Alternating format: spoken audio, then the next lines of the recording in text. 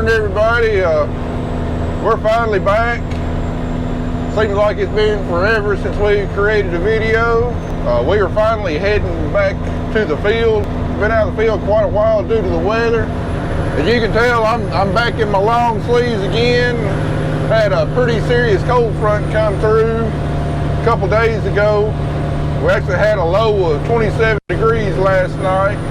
But anyway, we're going to get on out to the field, get loaded up, and I'll check back with you and give you an update of what we've been doing the last week or so. I'll see you here in about 29-30 seconds after the intro.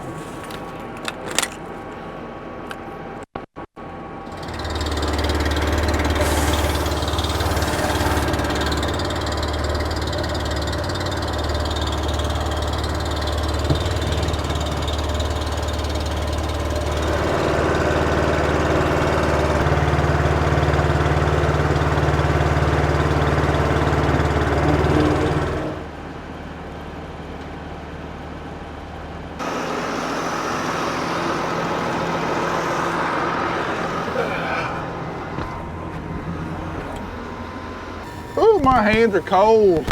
Went to check everything on the sprayer because we had winterized it a couple days ago because we knew it was going to get down below freezing, and found a couple tips that just weren't spraying real good, and found out the strainers were about choked up with gunk, so had to clean all the strainers, and the water's mighty cold this morning. Anyway, we're back out here on Good Friday.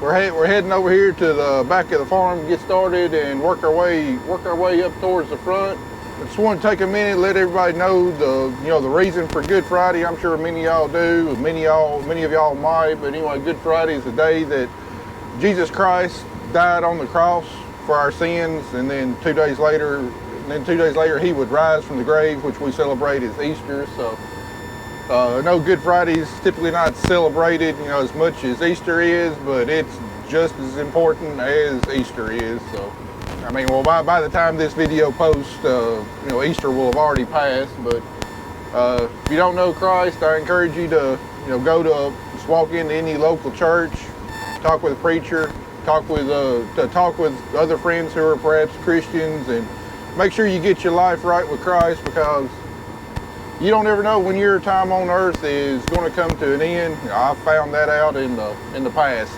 You could wake up one morning and it might be your last day on earth, and if you're not right with the Lord, it could be too late for you. Zach's got the next few days off.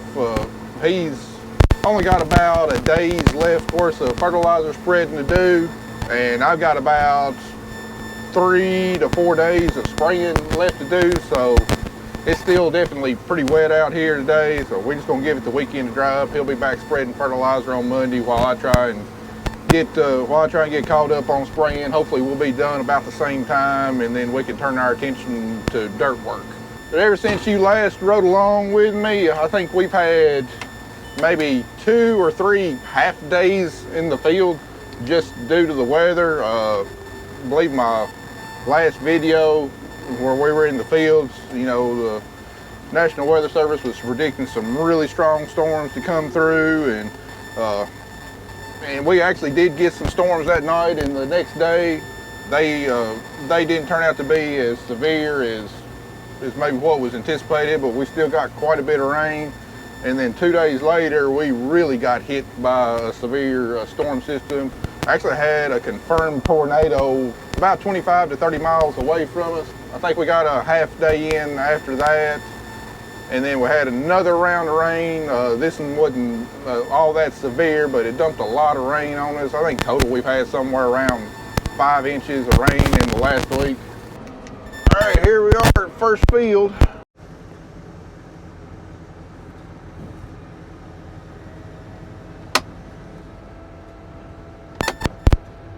Just to get you caught up on what's been going on around the shop, we finally got our combine finished up and out of the shop. All we got left to do on it is change the oil and change all the settings on it for wheat, and it'll be ready for wheat harvest. We'll probably do that in a month or so.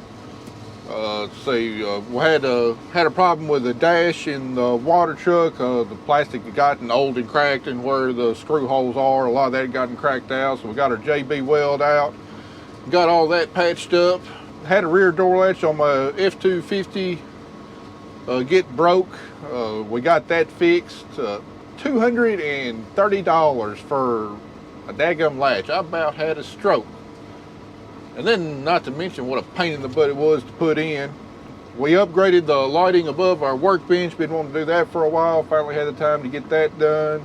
Just had several odds and ends that we've never really had time for. Wasn't high priority. We finally got those done, so don't have to worry about them anymore. I've been a single man all week long. Kelly and Carter have spent the week down in Panama City. They left out last Saturday. They stopped in Chattanooga to help Paige move into her new apartment and headed on down to Panama City with a friend. Been down there all week.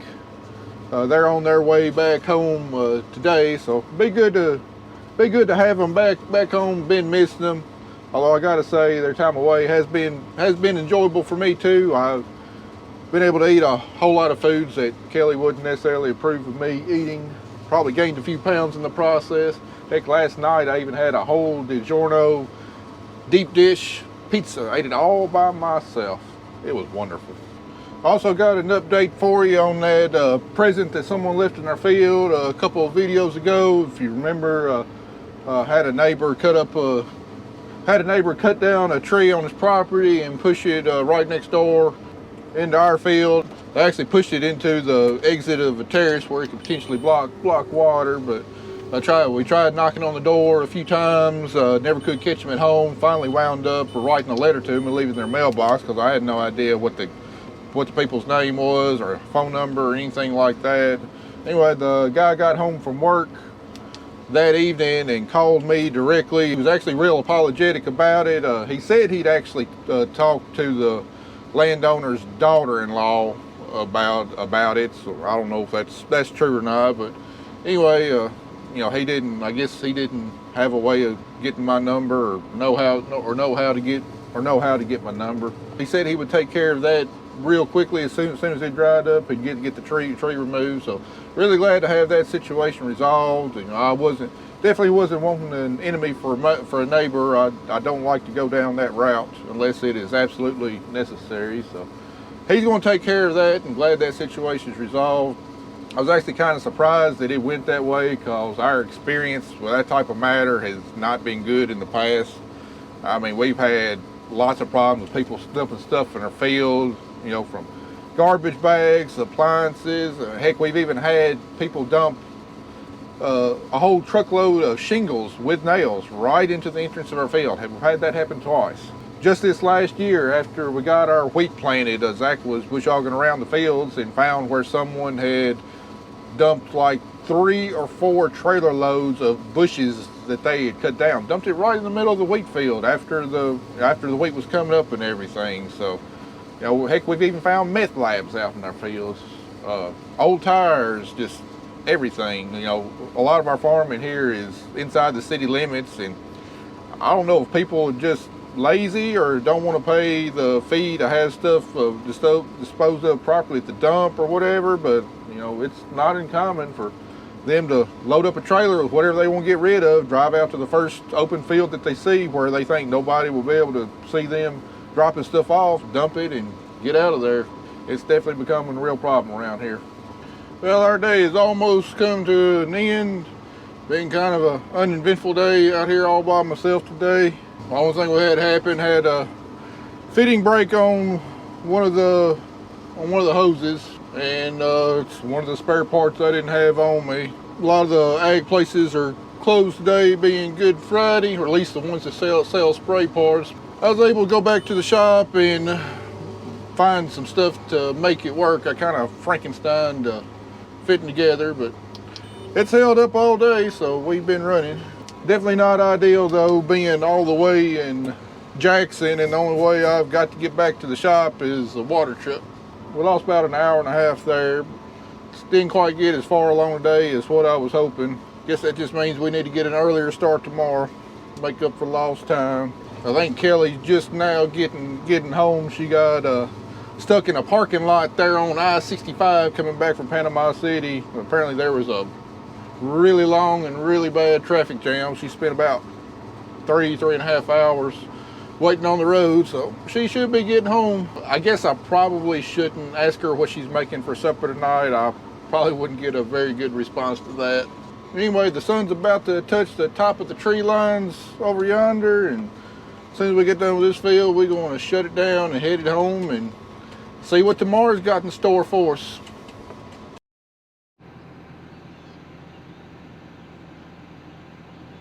I got a beautiful morning this morning. Kelly just dropped me off. She's on the way to drop Zach off the fertilizer buggy. We both got about one real hard day running. Me is spraying and Zach spreading fertilizer. We ought to be done with the fertilizer and the spraying and be able to turn our attention to getting some dirt work done before we go to the field and start planting. So don't know how much work we're going to be able to get in this week. I know we're supposed to have a great day today, tomorrow, starting Wednesday. It's a little iffy. Weather forecast is still a little uncertain about what's happening, but possibly got another round of severe storms coming in like Tuesday night, Wednesday night. So that's still a couple days out, and forecast is still not certain about exactly what's going to happen. But anyway, let's get as much done as we can. Well, I'm back after a long 3-day holiday weekend. The ground has dried up considerably compared to what it was when we shut down the other day. Already got a smooth 31 acres knocked out. Still got about 300 acres of ground to cover with potash, and then changing over to DAP to put out on about 400 acres of corn ground. I may not get it all done tonight, but hopefully I'll be back close to the shop to where I can just pull it under the shed, and I know that I don't have to worry about leaving it parked out just in case we do get a little dew in the morning. Anyways, see if I can knock out this last 700 acres today. We're running along pretty good this morning. Just about done with this 56 acre farm. Move on back to Crockett County. Got 2 more farms over there to get done. Just got word that the green bin guys are going to be out there here pretty shortly. They got my augers reflighted and they're going to get all that stuff put back together. Kind of wish I could be there just so I could see what the auger looked like and see it all going back together, but don't have time to stop doing this to go in there for that. Just got to trust that they'll take care of it all and get it put all back together right. I've gotten quite a few reports of people starting to plant corn this morning. I actually heard of a couple that started on Saturday, but even if we'd had everything in the fields done, there's no way I would have started planting Saturday. Ground temperature is still way too cold and definitely way too wet. The ones starting today, can't really say I blame them. We got other than a pretty decent chance of rain on Wednesday, forecast looks pretty good, especially with warm temperatures. We're gonna, as usual though, we're gonna be a little bit behind most everybody else on getting some corn in the ground. I mean, not only do we still have more field work to do, we got to finish the spraying today and fertilizing today. We got several days worth of dirt work, filling in washes and repairing pipes that we got to do before we can even get started on planting. And also the guy that spreads my chicken litter, he won't be able to be out here until late this week also, so that's got to be spread before we can plant corn. And I just about the last 5 years or so, I've just found that things just go better if I wait a little bit longer than normal to get our corn in the ground. You know, and historically, when you look at the weather in April, it's usually a tough transition to springtime. You got some warm weather mixed in with quite a bit of cool weather, usually plenty of rain and wet soils. And if there's one thing on earth I absolutely despise doing, it's replanting. And even if you don't have to replant, usually the earlier in April that we intended to plant, sometimes we can wind up with less than ideal stands. And as much as corn seed costs, you know, we're looking about $90 an acre or so to plant corn. You know, I want every single seed to come up, and just by waiting a little bit, letting that ground temperature warm up a little bit more, letting a little bit more of that cool weather get out of the way, our corn just really seems to come up out of the ground blowing and going. And it really doesn't affect maturity much at all. You know, instead of the corn just sitting there kind of struggling in cool, wet soils, you know, it's actively growing, and a lot of times it will catch up the earliest planted corn. And then the other big reason we like waiting is for our cover crops. You know, we've got between $40 and $50 an acre invested in our cover crop seed, and right now the last couple weeks and the next couple weeks is when you're going to accumulate the most biomass, you know, be able to sequester the most carbon out of the atmosphere, put the most energy back in the soil. The next few weeks are very important. So by giving our cover crops another week or so to grow, you know, really helps rebuild the soil health long term.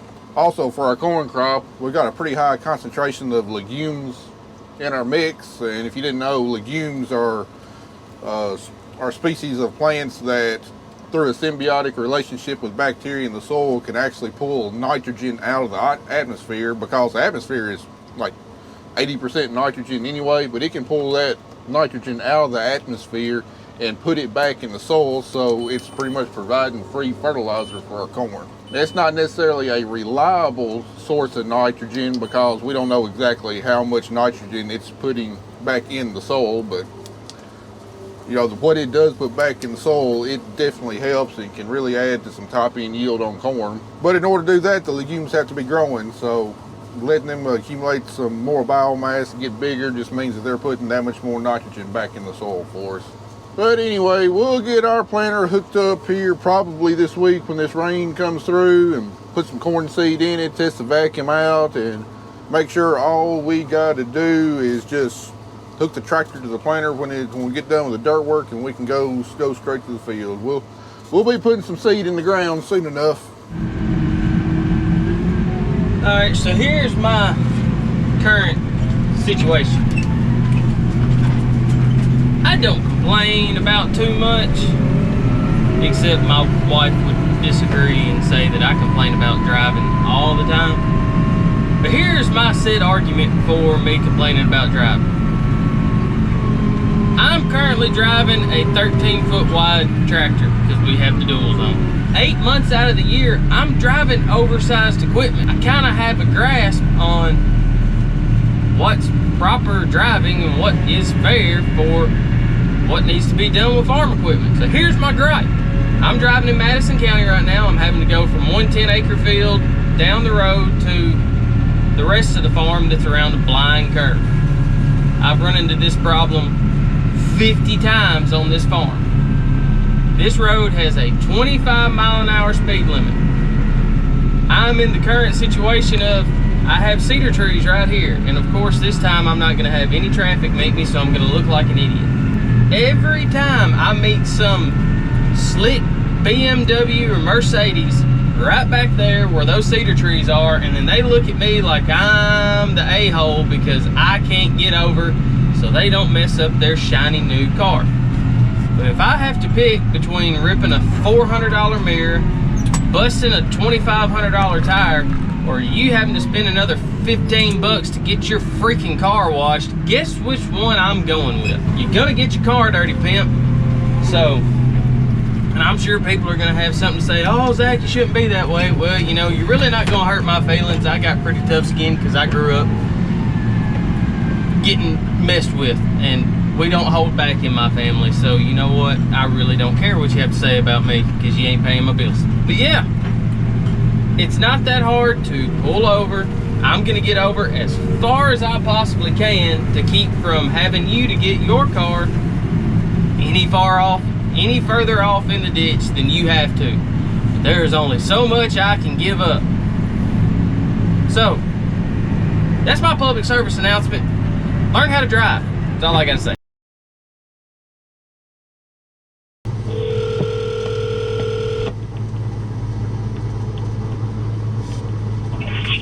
Hello. Hey, I just filled up from the water truck so it can be moved whenever you get a chance, and I talked to Bo and he said they're done with that elbow, so if you can run by and pick it up so that grain bin guy can take it back. Yeah, so I didn't have a ride out here, so I had to bring the GMC, and I'm about to turn in, and I'm going to grab the water truck and bring it back to the office so I don't have to walk. I'll be done here in probably about 30-45 minutes, and when I get moved back to the shop, you can just bring me back up here to get the GMC. That's fine. I just don't know when my dad's going to be back, or mom would take me. So It doesn't matter. You just bring me back when I get done here in about 45 minutes. that's fine. I'll the water truck over at the shop and then let me know, and we'll just race up here and get it, and then we'll be good. All right, bye. All right, we got University of Tennessee Extension out here today. They're doing some termination timing studies on my cover crop and different methods, and they got to see all the flags. I got a whole bunch of plots out here with each treatment replicated several times.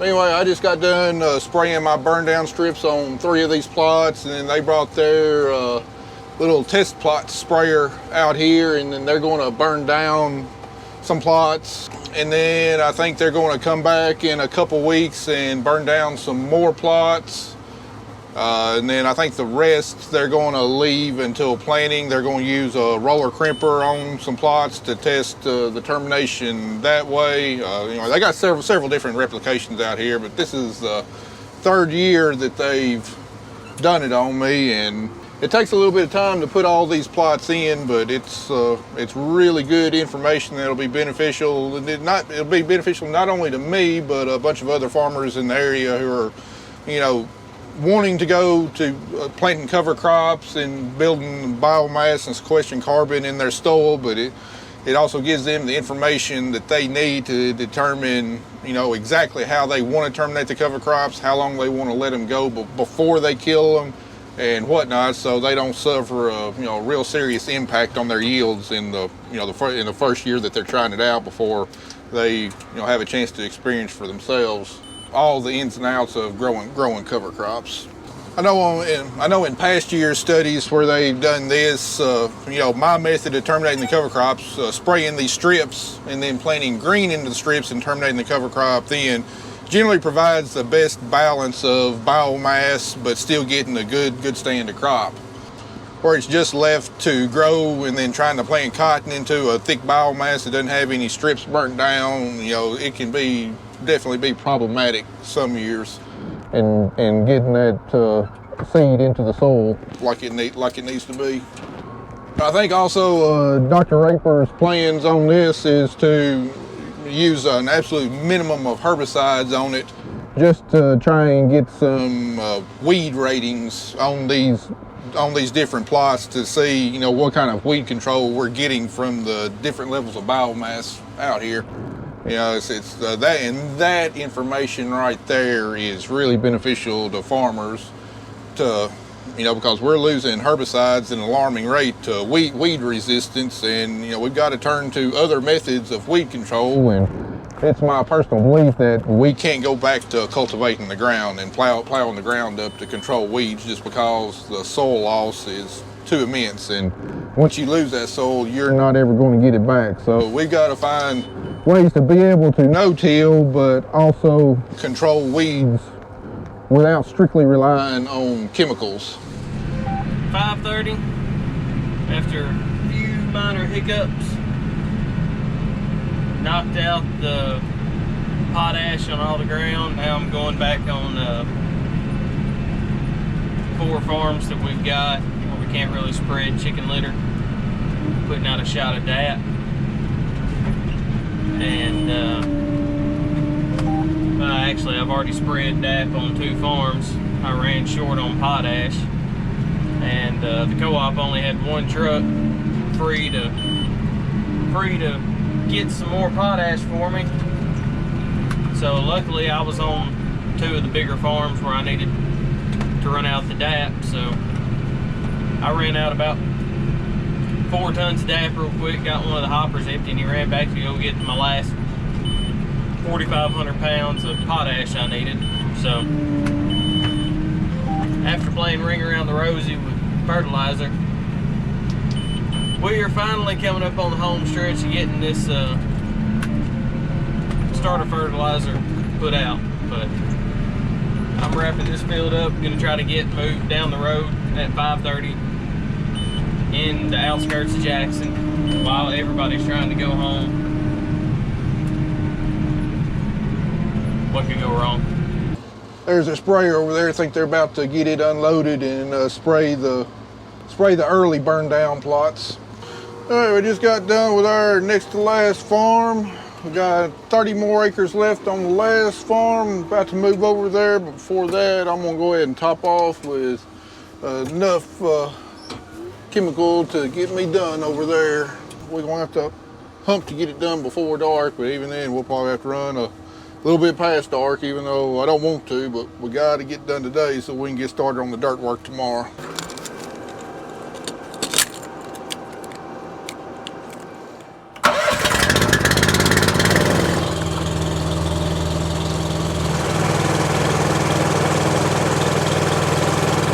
All right, we should only need about 3/4 a load, about 175 gallons to get done. We got about 31 acres left. So we'll fill it up to that 175 mark and shut it off. Never mind, scratch that. 3/4 of 200 would be 150, not 175. So that's where we got it filled up at. All right, we got it loaded up. Let's get on the road, see how quickly we can get this last little bit done.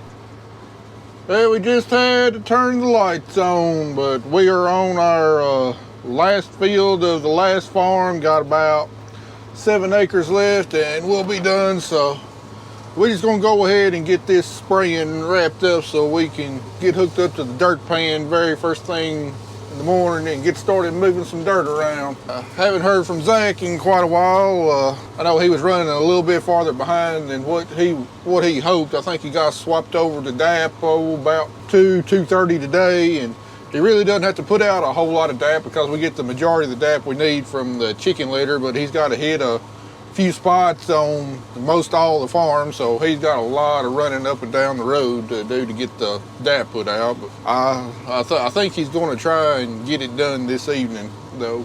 Anyway, 7 more acres left. We'll be done. Well, we tried to get it all done today. We got 75 acres to knock out first thing in the morning. Shouldn't take much time at all. It's 8 o'clock. I've got kiddos at baseball and trap shooting practice right now. And I have a feeling that Mama has been so busy, supper hadn't been made yet, so I'm gonna run home, see if I can whip something up real quick by the time they get home. Well, that's got it done, folks. Didn't quite get everything sprayed. We ran out of solution with like 3 rounds left, but not enough left to mess with going back and getting a little splash in there to finish up. Guess I just had to plant those 3 rounds like I used to. Anyway, we're gonna take this on in and drop this hooded sprayer tonight. That way, first thing in the morning, we can get hooked up to the dirt pan and be ready to roll. So Reckon I'm gonna call this a video. Appreciate y'all watching. We'll see you again soon.